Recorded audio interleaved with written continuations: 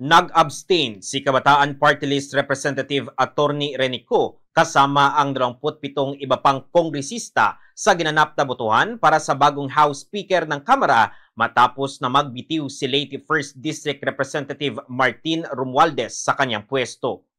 Sa panayam ng Bombo Radio, sinabi ni Attorney Co na bagaman nagkaroon ng pagbabago sa liderato, wala pa rin anyang mangyayari kung hindi magbabago ang sistema dahil kaalyado ng Administrasyong Marcos Jr. ang nahalal na bagong House Speaker sa katauhan ni Isabela 6th District Representative Faustino Bonji D. III.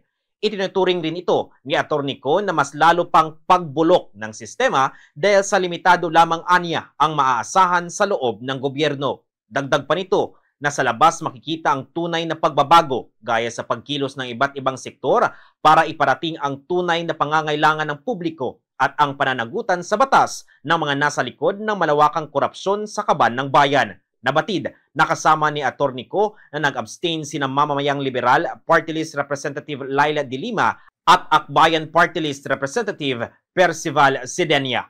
Si House Speaker D ay dating Vice Governor ng Isabela mula 2019 hanggang 2025 at nagsilbing Deputy Speaker bago nahalal sa bagong posisyon. Tumakbo siya sa 2025 election sa ilalim ng Partido Federal ng Pilipinas, kapartido ni Pangulong Ferdinand Marcos Jr. Kahit nagkaroon ng pagpapanibago ng liderato, walang mangyayari hanggat walang pagbabago ng sistema. So, nakita natin na ito ay senyales ng pagbulok pa ng infighting sa cliques ni Marcos Jr. Tayo po ay bumoto ng abstain and dahil doon ay naging bahagi ng minority. Si Kabataan Party List Representative Attorney Renico sa kanyang naging pahayag. Bombo Vince Josh Reyes nagulat, and this is Bombo Radio Philippines, the #1 and most trusted source of news and information. Basta Radio, Bombo!